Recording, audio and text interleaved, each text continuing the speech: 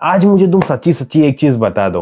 क्या तुमने कभी भी नोटिस किया है जब तुम किसी बंदी को टेक्स्ट करना स्टार्ट करते हो तो कभी वो तुमसे अच्छे से बात नहीं करती, कभी लेट रिप्लाई करती है, कभी बहुत ज्यादा स्वीट से बात करेगी, कभी पता नहीं क्या हो जाता है कि इग्नोर करने लगी है, 2 3 दिन हो गए मैसेज ही नहीं किया बंदी ने।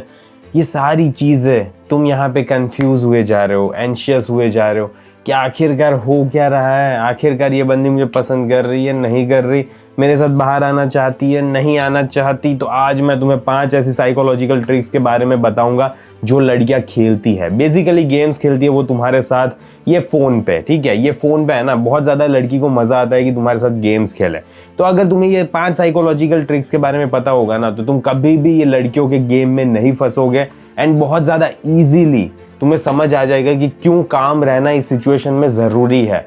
एंड पेशेंस से तुम कैसे लड़की के दिल में जा सकते हो, कैसे लड़की को बाहर ले जा सकते हो एंड कैसे वो लड़की तुम्हारी लाइफ में आएगी, क्योंकि क्या होगा ना, अट्रैक्शन बरकरार रहेगा। तो चलो बिना कोई टाइम वेस्ट के वीडियो को स्टार्ट करते हैं। सबसे पहली गेम आ जाती है डिलेड रिप्लाईज। अब इसमें होगा कुछ नहीं, तुम जल्दी से जल्दी 5 मिनट में उसको रिप्लाई कर दोगे, लेकिन वो बंदी है ना तुम्हारे मैसेज का उस दिन रिप्लाई नहीं करेगी। या तो हो सकता है 1 घंटे बाद रिप्लाई करे या तो फिर कल ही रिप्लाई करे। आखिरकार ऐसा होता क्यों है? क्योंकि लड़की है ना कहीं एक लेवरेज क्रिएट करना चाहती है। साइकोलॉजिकली इसमें क्या सिचुएशन क्रिएट होगी पता है? तुम्हारे माइंड में उसकी वैल्यू, परसीव्ड वैल्यू बढ़ती जाएगी एंड तुम खुद अपने लिए अपनी परसीव्ड वैल्यू को गिराते जाओगे। क्यों? क्योंकि तुम उसको इतनी ज्यादा जल्दी रिप्लाई कर देते हो तो तुम्हारी वैल्यू तो कम हो गई ना। लेकिन वहां पे वो यार इतना टाइम ले रही है, इतना बिजी है, पता नहीं क्या कर रही होगी, मे बी ये बहुत ज्यादा वैल्यूएबल बंदी है इसीलिए रिप्लाई नहीं कर रही, बहुत ज्यादा जिंदगी में बिजी है इसकी लाइफ में एंड इसीलिए मुझे रिप्लाई नहीं कर रही, मे बी ये बहुत ज्यादा वैल्यूएबल बंदी है। ये सारी चीजें तुम्हारे दिमाग अपने आप के साथ खेलना लगता है एंड यहीं पे वो जगह है जहां पे बंदे है ना बहुत ज्यादा मिस्टेक करते हैं। वो क्या करेंगे पता है? डबल टेक्स्ट सेंड करने लगेंगे, दूसरी बार मैसेज करने लगेंगे, लंबे लंबे पैराग्राफ्स के पैराग्राफ समझाने लगेंगे, फिर अपनी भावनाओं व्यक्त करने लगेंगे। अरे यार मैं तो तुझे इतना पसंद करता हूं ना कि तेरे बिना मैं रात को सो नहीं पाता, एक बार हिलाना तो पड़ता ही है तेरी याद में, फिर ही मुझे नींद आती है। हाँ ऑब्वियसली ये सारी चीजें बताएंगे नहीं, लेकिन यही वो मीन करते हैं एंड इससे होता क्या है पता है? तुम नीडी लगते हो, तुम डेस्परेट लगते हो एंड कभी भी इससे अट्रैक्शन बरकरार नहीं होता, इससे कभी भी लड़की मोटिवेट नहीं होती तुम्हें वापस मैसेज करने के लिए। तो तुम्हें समझना पड़ता है कि उस पर्टिकुलर टाइम में क्या करना है ना, कि उसकी एनर्जी को मिरर करो। अगर वो रिप्लाई लेट कर रही है तो ठीक है, वो आधे घंटे बाद रिप्लाई कर रही है ना, तुम 15 मिनट बात करोगे, हाफ एनर्जी हाफ टाइम लोगे उसका। अगर वो 24 घंटे बाद रिप्लाई कर रही है, तुम 12 घंटे बाद रिप्लाई करोगे। कभी भी तुम इंस्टेंटली ऐसी लड़की को रिप्लाई नहीं दे सकते जो तुम्हें टाइम पे रिस्पॉन्स नहीं दे रही, समझ रहे हो तुम? तो ये चीज याद रखना। 2026 आ रहा है तो उसके लिए तुम्हारे भी एक फायदे की बात कर लेता हूँ।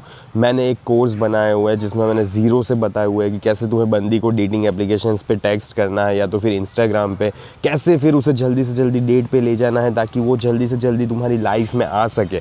ये सारी चीज़ें मैंने डिटेल में एक्सप्लेन की हुई है। डेट पे क्या बोलना है, क्या करना है, क्या नहीं करना, टेक्स्ट पे क्या करना है, क्या नहीं करना, बंदी अगर कुछ नखरे कर रही है तो उस सिचुएशन में क्या करना है, सारी चीज़ें उस कोर्स में यूज़ करना। ये कोड जोशी एंड तुम्हें 20% डिस्काउंट मिल जाएगा। एंड अगर तुम्हारे पास ऑलरेडी बंदी है, तुम रिलेशनशिप में हो पर वहाँ पे बंदी तुम्हारी रिस्पेक्ट नहीं कर रही, तुम्हारी बाउंड्रीज़ का कुछ भी वैल्यू नहीं है, ठीक है, तुम्हारी वैल्यू नहीं है, तो इसमें तुम्हारी गलती है। एंड मैंने तुम्हें बताया हुआ है कि कैसे तुम्हें मैस्कुलिन फ्रेम मेंटेन करके रखनी है पूरी ज़िंदगी के लिए। तो वो कोर्स भी तुम्हें डिस्काउंट में मिल जाएगा, यूज़ कोड जोशी। तो ठीक है, चलो वीडियो को कंटिन्यू करते हैं। अब इसमें होगा क्या ना, मैं तुम्हें ये नहीं बोल रहा कि लड़की अगर तुम्हें सेकंड्स में रिप्लाई कर दे तो तुम सेकंड्स में रिप्लाई मत करो, तुम करो। ऐसी लड़की को है ना सेकंड्स में रिप्लाई दे दो, कोई दिक्कत नहीं है। अगर वो तुम्हारे साथ अच्छे से बात कर रही है तो तुम भी अच्छे से बात करो। लेकिन अगर वो बकचोदी कर रही है, वो टाइम ले रही है, तो तुम भी अपना टाइम लोगे एंड फिर तुम फुर्सत में ही उसको जवाब दोगे, समझ रहे हो तुम? बस take your own time and be calm man. Game 2 आ जाता है interest testing. How much do you like me? अब इसमें तुम्हें बहुत ज्यादा मजा आएगा।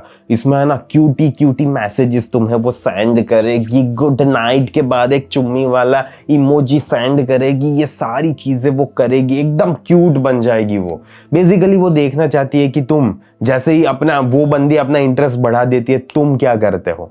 एंड जैसे ही तुमने भी अपना इंटरेस्ट बढ़ा दिया ना, वैसे ही अट्रैक्शन धीरे धीरे ड्रॉप हो जाएगा। बस यही चीज होती है। एक चीज तुम्हें यहाँ पे समझनी है कि कभी भी तुम्हें इमोशनली जंप नहीं करना होता। तुम बहुत सारी इमोजीज यूज नहीं कर सकते, बहुत सारे पैराग्राफ्स यूज नहीं कर सकते, बहुत ज्यादा इमोशनली बात करते नहीं रह सकते तुम उसके साथ।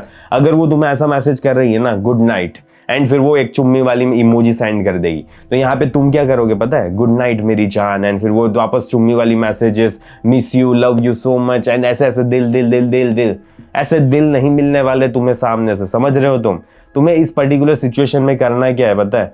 तुम्हें है ना बस उसके मैसेज को डबल टिक करो, मतलब लाइक हो जाएगा उसका मैसेज, एंड फिर ठीक है, गुड नाइट, स्लीप वेल, इतना सा मैसेज करो। जितना छोटा होगा, जितना काम मैसेज होगा, उतना ही ज्यादा तुम्हारे लिए अच्छा है, एंड उतना ही ज्यादा बंदी तुम में ज्यादा इंटरेस्ट शो करेगी, क्योंकि उसे दिख रहा है कि तुम इमोशनली जंप नहीं कर रहे। वो भले इमोशनली उछल रही है, लेकिन है ना वो इमोशनली फिर वापस शांत भी हो जाएगी। पर अब यहाँ पे होगा क्या ना, तुम इमोशनली जंप ही करते रहोगे। तो बेटर है कि शांति से बैठना सीखो तुम। गेम 3 आ जाता है agreeing to plans then disappearing. अब इस पर्टिकुलर सिचुएशन में होगा क्या पता है? तुमने एक प्लान सेट करके रखा होगा, बंदी ने स्टार्टिंग में हाँ बोला, फिर अचानक बंदी डिसअपीयर हो गई, पता नहीं कहाँ गायब हो गई कि तुम समझ ही नहीं पा रहे कि अभी तो यहीं थी, पता नहीं कहाँ चली गई, वो गायब हो गई। अब यहाँ पे क्या होगा ना, वो चाह रही है कि तुम उसको वैलिडेशन दो, बार बार रीअश्योरेंसेस मांगो कि क्या तुम अभी भी मेरे साथ डेट पे आ रही हो ना, are we still meeting, what are you planning, did I do something wrong. ये सारी चीजें वो चाहती है कि तुम बोलते हो या तो फिर नहीं बोलते। तो बेटर है कि इस सिचुएशन में उसको वैलिडेशन मत दो, आराम से शांति से काम रहना सीखो, एंड अपनी जिंदगी में उस पर्टिकुलर टाइम में ना फोकस करो।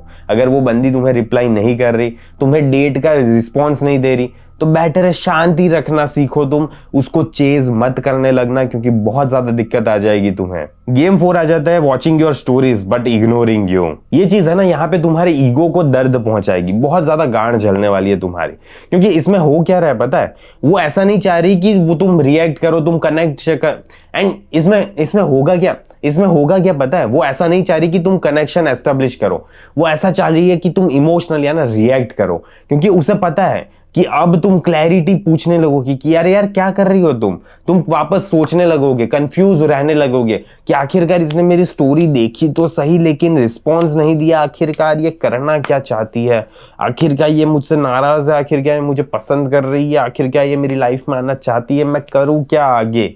ये सारी चीजों में वो तुम्हें कंफ्यूज रखना चाहती है। इसमें हो क्या रहा है तुम समझ रहे हो? कि वो तुम्हारे मैसेजेस को इग्नोर कर रही है लेकिन तुम्हारी स्टोरीज को देख रही है। इसका सिंपल सा मतलब यह है कि वो तुम्हारा इमोशनल कंट्रोल चेक करना चाहती है कि आखिरकार तुम करते क्या हो। तुम वापस कंफ्यूजन के स्टेट में वापस उसको मैसेज कर लोगे या तो फिर उससे भीख मांगने लगोगे, क्या करते क्या हो, यही सबसे मेन पॉइंट रहेगा। तो इसमें ना ही तुम्हें सैड कोट्स डालने लगने हैं अपने स्टेटस में, या तो फिर कोई सड़ी हुई पोस्ट डालनी है, रोने धोने वाले गाने अपलोड करना है, ऐसा कुछ भी नहीं करना।